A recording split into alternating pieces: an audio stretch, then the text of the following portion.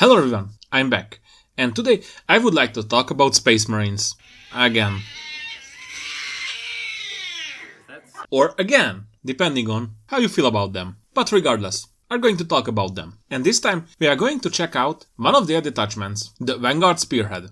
Just a quick run through. What do we have to know about Space Marines? They are the soldiers of the God Emperor. They are strong, tough, and have almost the best gear that the Imperium can provide. Or, if I would want to be more memey, that your average sci-fi, gene-modified, space racist knights, who are great in melee and in shooting as well. There's a lot of Space Marines. Oh god, so many, I can't even tell you that. Many of them are cool, and some of them are Imperial fists. Okay, jokes aside. This is a big, immersively big army that has many playstyles. And today we are going to talk about the Vanguard Spearhead Detachment. This is the sneaky, tricksy-like. I could tell you a lot about this one, but first let's check out what it can offer to you, and after that make an assessment. Is it good, is it bad, or even how should you play this one? First of all of the Space Marines has the ability called Oath of Moment. What does it mean? At the start of your command phase, you can select one enemy unit. That will be your oath target. And until the start of your next command phase, you are able to reroll all hit rolls against this one with your Adeptus Astartes units. So basically with your Space Marines. Usually it won't come up very often, but if you bring any kind of allies, they can't reroll the hit rolls.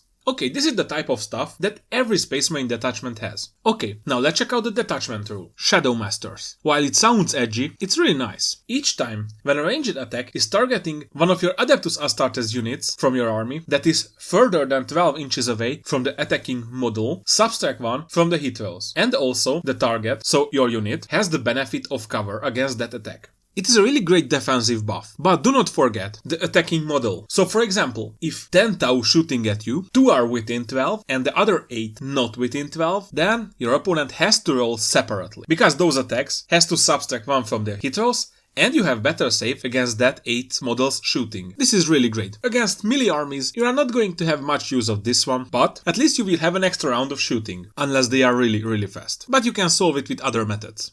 This detachment offers you 4 enhancements. First of them, the Blade-Driven Deep for 25 points. You can give this to one Adeptus Astartes infantry model. While this model is leading a unit, the models in that unit have the Infiltrator's ability. So you are able to deploy them further away on the table, almost anywhere, but has to be 9 inches away from enemy units and from the enemy's deployment zone. Why is this great? Because if you have a big strong blob, for example like 6 aggressors and the Gravis captain or an apothecary biologist with them, you are able to put them forward and even charge at the first turn or just hide them and have a really big threat that your opponent has to move around or engage with it. Either way, you can deal a lot of damage or you are able to restrict the movement of your opponent. It is a high risk, high reward thing, but after you mastered it, it is one of the best tools that you can have. This is a 5 out of 5 enhancement in my opinion. Okay, let's go to the other one. Ghost Weave Cloak for 15 points. Again, you can give this to an Adeptus Astartes model. The bearer will have the stealth and the lone operative ability. With the stealth, you can subtract 1 against shooting attacks. That is okay, but the greatest thing is the lone operative. Because if your unit is a lone operative, then the enemy can't shoot it unless within 12 inches. And only those models can shoot it. So it's really great to make a hidden threat or just a really safe objective grabber in your backlines. Usually if I have 15 points left, it's never a bad pickup. However, do not give this to a model that is leading a unit, because then he is not a lone operative and you just spent 15 points for almost nothing. The Ghost Weave Cloak usefulness is depending on how you use it. Usually you don't need this one, but you can make a few really cool tricks with it.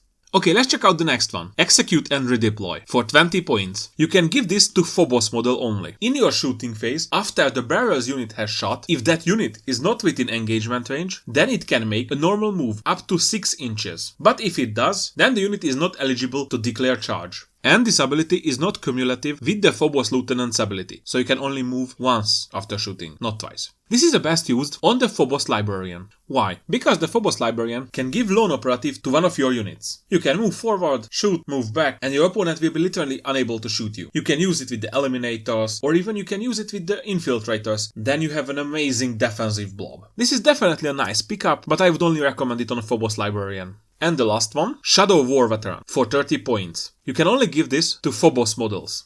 Once per battle, after your opponent used the stratagem, you can use this enhancement, if the bearer is alive. If you do, until the end of the battle, you can increase the stratagem's cost by 1 for your opponent. This is really good. This is really great even. This is definitely a 5 out of 5 enhancement. I recommend you to take it every time that you can. The best if you give this ability to your lieutenant with combi weapon, who is already a lone operative. He's a really useful unit all in all, and since he's a lone operative, your opponent will not have the chance to shoot him down before you use this one.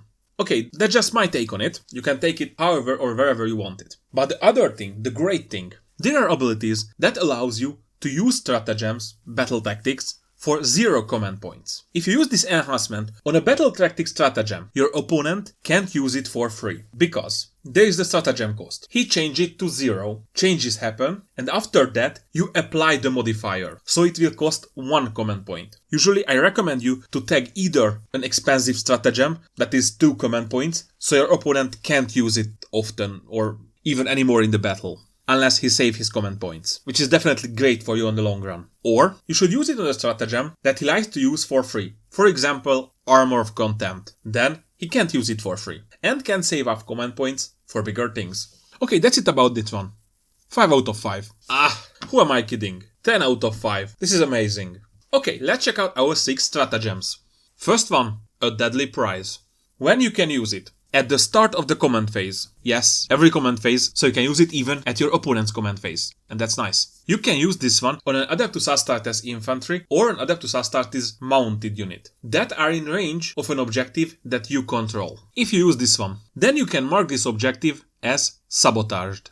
What does it mean? If you leave this objective, it still remains under your control unless your opponent taking it. This is the part 1. And the part 2, while an objective marker is sabotaged and it's under your control, each time an enemy unit ends a normal move, an advance, a fallback, or a charge move within range of this objective marker, you roll 1d6. And on a 2+, the enemy unit suffers d3 mortal wounds. This is really cool. You can tag an objective, make it sticky, and even hurt the opponent if he takes it. However, the fun thing, if your opponent charges it with more than 1 unit, then each unit can suffer d3 mortal wounds. And even better, if your opponent doesn't take it, it still remains sabotaged, so he can take this d3 many times over. Not likely to happen, but can happen. However, there is one bad thing. Your opponent is able to consolidate on this objective without taking the damage. That's that. And this stratagem works for a measly 1 command point. That's nice. Probably you are not going to use it all of the time, but if your opponent has a really few deep striking units or even strategic reserves, this can save up a chunk of your army. Okay, let's go to the next one. Armor of Contempt. It costs 1 command point. You can use it in the shooting phase or in the fight phase, when one of your Adeptus Astartes units, so Space Marines, is selected as a target of an attack. And then you can worsen the armor penetration characteristic of these attacks by 1. It provides you more survivability. Armor of Contempt with the Shadow Masters on a Dreadnought makes it live usually through the whole match, unless it gets really focused. Okay, and one good thing about the Armor of Contempt, it's a battle tactic, so you can use it freely with your captain. Let's go to the next one. Surgical Strikes. This one is pricey, 2 command points. When you can use it? In the fight phase. You can use it on one of your Adeptus Astartes infantry units that is not selected to fight. When you use it, all of the melee weapons of that unit has the precision ability, so you are able to allocate attacks to characters in the unit, if that character is visible to you. This is really great. For example, you go in with the captain and 6 of the Blade Guards attack a big unit of orcs or necrons, and you point at their leader and say, F you particularly. Go in, chop his or her head off, and that unit doesn't have a leader anymore. This can work really great. Usually we are going to use this one with a captain, because this one is a battle tactic, and 2 command points is a lot. Okay, let's go to the next one. Strike from the Shadows, for 1 command point. You can use it in your shooting phase. Select one Adeptus Astartes infantry unit that has not shot yet, and when they are shooting, if the enemy that they are targeting is more than 12 inches away, you can add 1 to your ballistic skill, and you can add 1 to your armor penetration characteristic. All in all, this is really great. You are hitting better, and you have better armor penetration. There is nothing that you can't like. But there is one plus. If there is 1 or more enemy models destroyed as a result of these attacks, then that enemy unit has to take a battle shock test. So another plus. Against some armies, it can hit like a truck. Against other armies, well, hitting on a 2+ and an extra armor penetration never hurts, I guess. This one is also a battle tactic. This is really good and great in the critical moments, but usually this is not the stratagem that you're going to rely on. Against really big infantry blobs or against hordes, it can work really well. But against tanks, hard targets, it will barely do anything. Let's go to the next one. Calculated feint. When you can use it. In your opponent's charge phase. When one of the Adeptus Astartes infantry units from your army is selected as a target of the charge, that unit can make a normal move up to d6 inches. But if the unit is Phobos or Scout, then it can make 6 inches instead of d6. So yeah, in this case it's much more reliable. Only restriction, you can select targets that are already in engagement. How can you use this? Usually there is 3 usage of this one. Either you move further away and you save your unit. Or you move up front to the enemy, charge them and kills your models, he can't reach your objective. And your opponent can score points. Or the last one, when you are multi-charged, you move further away, so make it impossible for your opponent to finish the multi-charge. So he can't charge. It can even make or break games. And let's check on the last one, Gila Tactics. For 1 command point. You can use this one at the end of your opponent's fight phase. You are able to pick 1 Adeptus Astartes infantry unit or 2 Adeptus Astartes Phobos or Scout squad. When you use this one, you are able to pick up these units or that Adeptus Astartes infantry unit that is not a Scout or a Phobos and put it into strategic reserve. That's nice. However, there is one restriction. Each unit that you are selected must be more than 3 inches away from all enemy models. Usually you are not going to use this one on Scouts, because they have a similar ability. The only difference is that you can do this freely with them if they are more than 6 inches away. So in a clutch you can use this to save Scout squads, yes. This is one of the best stratagems that this detachment has. Why? If you have at least 2 units in reserves, then you are able to do almost any secondary that you are going to pull. Deploy teleport homer, behind enemy lines, engage in all fronts, investigate signals, and things like that. So the movement and action part of the objectives. So this one is really great to score points, put units to places where they can deal a lot of damage or just hinder your opponent's movement. You can save units that are going to die in the next turn or 2, or even just to surprise us out your opponent. Also, this is working extremely well with units that has Deep Strike. Basically, you have Terminators that are teleporting all over the board. And even they can come in freely in your opponent's turn with the Rapid Ingress to their teleport homers. So you can use them as offensive units. But if you need some defense, you pull them back. So you can imagine. This gives you immense mobility. Even if you don't have bikes, speeders, and things like that. This one is a 5 out of 5 thing, in my opinion. Okay. That's it for the stratagems. Let's speak a little bit freely about this detachment.